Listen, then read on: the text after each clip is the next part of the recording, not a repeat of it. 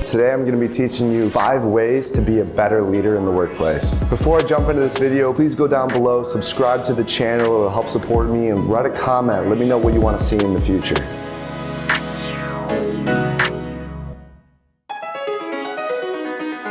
You have to lead yourself first in order to be able to lead anyone else. As a leader, you have to have the personal discipline to do the right thing and work with integrity when nobody's around or nobody's looking, so that you're doing the right thing at all times when everybody's looking. As the leader, all eyes are on you, so you have to be able to set the example inside and outside of the workplace. Setting the example is so crucial because if you're cutting corners or taking shortcuts, then your team is too. If you're leaving early, then your team is too. On the flip side, if you're crushing your goals, then your team will too. I was always taught as a leader that your team is going to pick up 20% of your good habits and 80% of your bad habits. For example, I remember when I first moved into a leadership role and I failed because I really had to do a lot of learning. I had to mature still. I was unable to lead myself to hit my own goals, therefore I didn't have the skill set to help another person hit theirs either. I first had to step back and prepare myself to do the right things and set the right example before I could take any type of a leadership approach to help another person. You have to paint a clear picture of where you are leading to and why. As the leader, you have to establish a very clear vision to the rest of the team as to what you're working towards, and it has to be really simple and concise so that everybody can understand. For example, if I'm leading a team, no matter the size, I want to make sure everybody knows what success looks like versus what failure looks like, what we're working towards versus what we're trying to stay away from.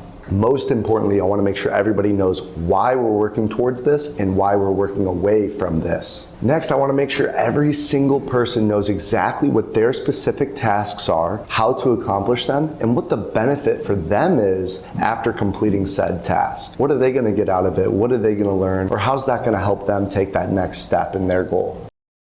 You have to genuinely become obsessed with your entire team. When I say become obsessed with your team, I don't mean stalk them or spend way too much time with them, but you have to be able to spend some time outside of the professional setting so you can build that deeper relationship and really get to know your team. I remember when I started in the professional setting and I was selling life insurance. I didn't really spend much time with the team outside of work, so I kind of felt a bit distant and out of the loop, or just not a part of the team in general. Versus the industry that I'm in now, which is where I truly learned that spending that time outside of the workplace is only going to build that relationship and strengthen that communication within the team long term. Remember, while spending time with the team, it's really important that you're genuinely trying to get to know them, learning about their background and them as a person, not just looking at them as another number on your team. Like I mentioned, the more genuine relationship you have with that individual personally, the better they're going to perform professionally and the better they're ultimately going to communicate with you. And the more likely you're going to be able to communicate with them as well. That's going to lead to you not even having to think twice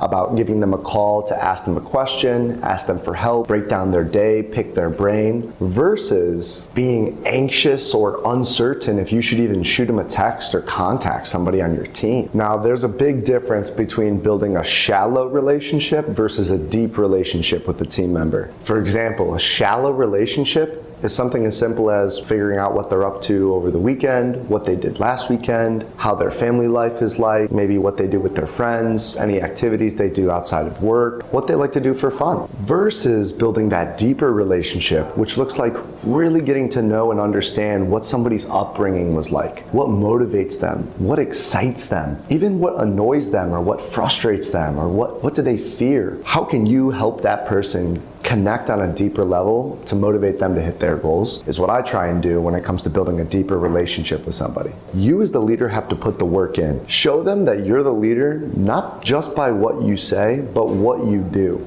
Not only does the team believe that they can do or learn whatever it is, but they now see proof of concept that it's possible. This is going to motivate or challenge your team to perform at or above that level. Through my experience in the workplace, I've learned that you can only expect your team to do 50 to 60% of what you do when you set that example. Meaning that you need to work with intention, especially during the early stages of that team's development, to establish the correct image by not taking shortcuts and doing the right thing.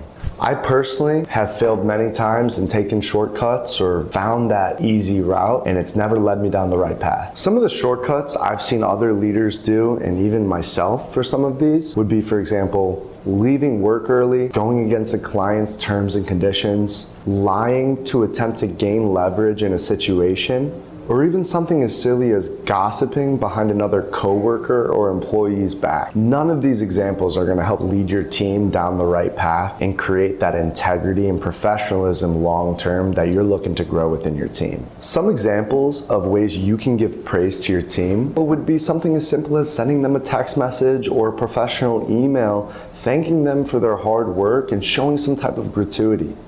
One thing I learned as a leader is to always publicly praise others and privately provide feedback or coaching. Giving your team members public recognition is looked at as a glamour, and it's wanted by other team members when they see that, and it motivates those around them to perform to that level to get that type of recognition. I hope I was able to add some value to you guys today. Please subscribe, like, comment down below. Tell me what you want to hear from me in the future. And don't forget to follow me on social media platforms. I post there pretty much daily. I can be found on Facebook, Instagram, LinkedIn, and Twitter. I'll see you guys next video.